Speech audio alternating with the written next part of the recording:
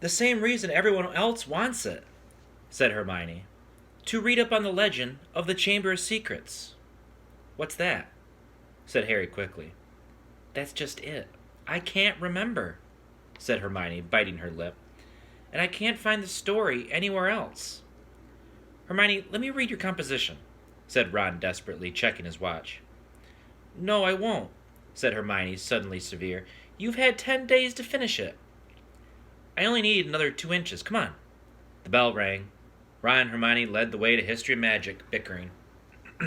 History of Magic was the dullest subject on their schedule. Professor Binns, who taught it, was their only ghost teacher, and the most exciting thing that ever happened in his classes was his entering the room through the blackboard. Ancient and shriveled, many people said he hadn't noticed he was dead. He had simply got up to teach one day and left his body behind him in an armchair in front of the staff room fire. His routine had not varied in the slightest sense. Today was as boring as ever. Professor Binns opened his notes and began to read in a flat drone like an old vacuum cleaner until nearly everyone in the class was in a deep stupor, occasionally coming to long enough to copy down a name or date, then falling asleep again. He had been speaking for half an hour when something happened that had never happened before. Hermione put up her hand. Professor Binns, glancing up in the middle of a deadly dull lecture on the International Warlock Convention of 1289, looked amazed. Miss, Granger, Professor, I was wondering if you could tell us anything about the Chamber of Secrets, said Hermione in a clear voice. Dean Thomas, who had been sitting with his mouth hanging open, gazing out of the window, jerked out of his trance. Lavender Brown's head came up off her arms, and Neville Longbottom's elbow slipped off his desk. Professor Binns blinked. My subject is history of magic, he said in his dry, wheezy voice. I deal with facts, Miss Granger, not myths and legends. He cleared his throat with a small noise like chalk snapping and continued. In September of that year, a subcommittee of Sardinian sorcerers... He stuttered to a halt. Hermione's hand was waving in the air again. Miss Grant? Please, sir. Don't legends always have a basis in fact? Professor Binns was looking at her in such amazement. Harry was sure no student had ever interrupted him before, alive or dead. Well, said Professor Binns slowly, yes, one could argue that. I suppose. He peered at Hermione as though he had never seen a student properly before. However, the legend of which you speak is such a very sensational, even ludicrous tale. But the whole class was now hanging on Professor Binns' every word. He looked dimly at them all, every face turned to his. Harry could tell he was completely thrown by such an unusual show of interest. Oh, very well, he said slowly. Let me see. The Chamber of Secrets. You all know, of course, that Hogwarts was founded over 1,000 years ago. The precise date is uncertain. By the 4 greatest witches and wizards of the age. The 4 schoolhouses are named after them. Godric Gryffindor, Helga Hufflepuff, Rowena Ravenclaw, and Salazar Slytherin. They built this castle together, far from prying Muggle eyes, for it was an age when magic was feared by common people, and witches and wizards suffered much persecution. He paused, gazed blearingly around the room, and continued. For a few years, the founders worked in harmony together, seeking out youngsters who showed signs of magic and bringing them to the castle to be educated. But then disagreements sprang up between them.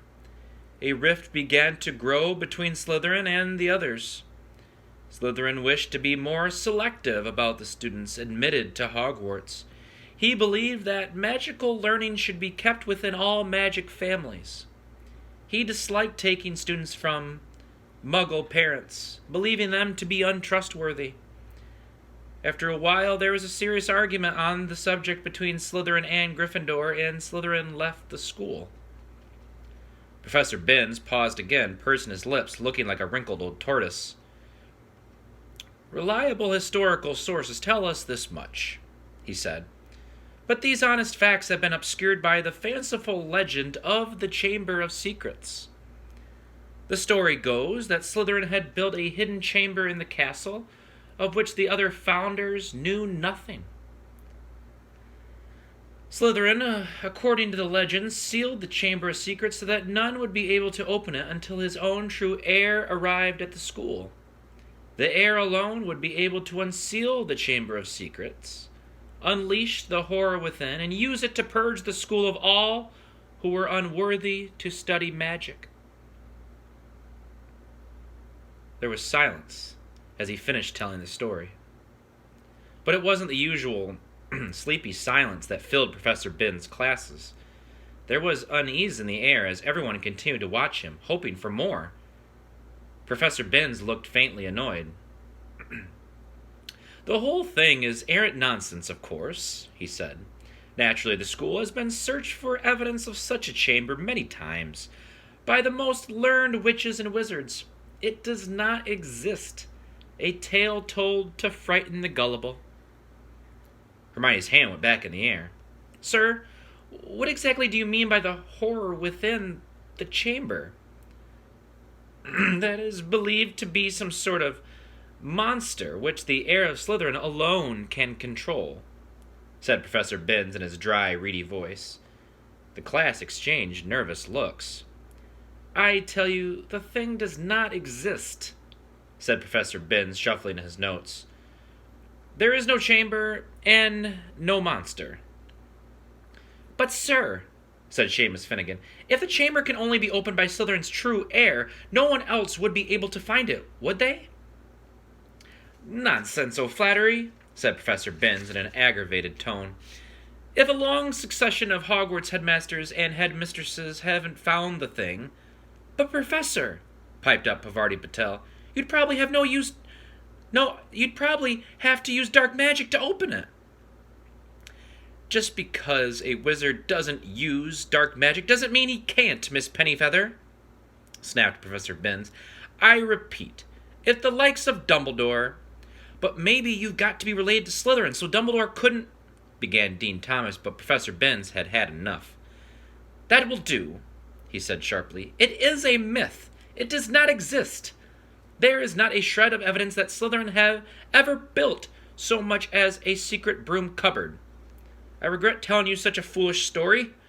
We will return, if you please, to history, to solid, believable, verifiable fact. And within 5 minutes, the class had sunk back into its usual torpor. I always knew Salazar Slytherin was a twisted old loony, Ron told Harry and Hermione as they fought their way through the teeming corridors at the end of the lesson to drop off their bags before dinner. But I never knew he started all this pureblood stuff. I wouldn't be in his house if you paid me. Honestly, if the Sorting Hat tried to put me in Slytherin, I'd have got the train straight back home.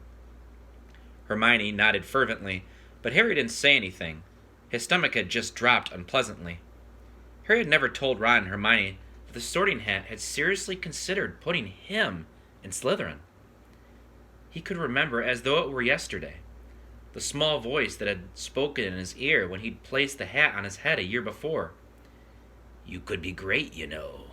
It's all here in your head. And Slytherin would help you on the way to greatness, no doubt about that. But Harry, who had already heard of Slytherin House's reputation for turning out dark wizards, had thought desperately, Not Slytherin. And the hat had said, Oh, well, if you're sure, better be Gryffindor. As they were shunted along in the throng, Colin Creevey went past. Hiya, Harry. Hello, Colin, said Harry automatically. Harry, a boy in my class has been saying you're... But Colin was so small he couldn't fight against the tide of people bearing him toward the great hall. They heard him squeak, See you, Harry, and he was gone. What's a boy in his class saying about you? Hermione wondered. That I'm Slytherin's heir, I expect, said Harry, his stomach dropping another inch or so as he suddenly remembered the way Justin Finch Fletchley had run away from him at lunchtime. People here will believe anything, said Ron in disgust. The crowd thinned, and they were able to climb the next staircase without difficulty. Do you really think there's a Chamber of Secrets? Ron asked Hermione. I don't know, she said, frowning. Dumbledore couldn't cure Mrs. Norris, and that makes me think that whatever attacked her might be, well, human. As she spoke, they turned a corner and found themselves at the end of the very corridor where the attack had happened. They stopped and looked. The scene was just as it had been that night, except that there was no stiff cat hanging from the torch bracket, and an empty chair stood against the wall bearing the message, "The Chamber of Secrets has been opened." That's where Filch had been keeping guard, Ron muttered. They looked at each other. The corridor was deserted. Can't hurt to have a poke around, said Harry, dropping his bag and getting to his hands and knees so that he could crawl along, searching for clues. Scorch marks, he said. Here. And here. Come look at this, said Hermione. This is funny. Harry got up and crossed to the window next to the message on the wall. Hermione was pointing at the topmost pane, where around 20 spiders were scuttling, apparently fighting to get through a small crack. A long silvery thread was dangling like a rope, as though they had all climbed it in their hurry to get outside. Have you ever seen spiders act like that? Said Hermione wonderingly. No, said Harry. Have you, Ron? Ron?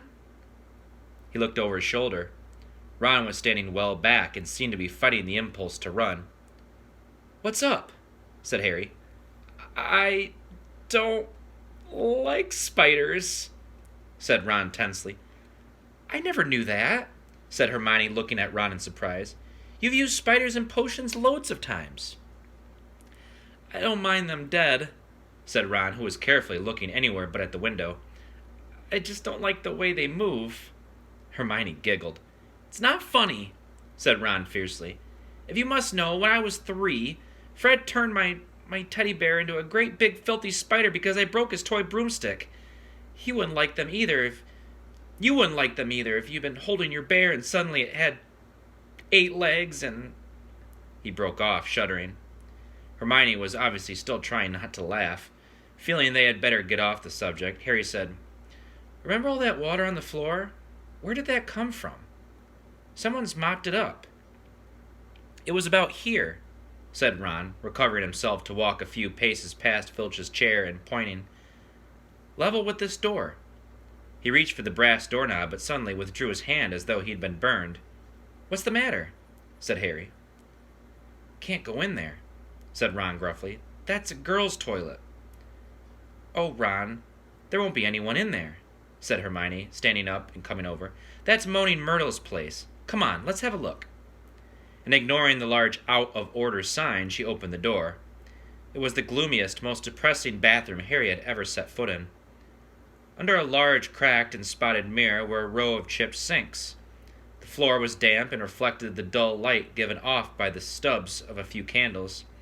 Burning low in their holders, the wooden doors to the stalls were flaking and scratched, and one of them was dangling off its hinges.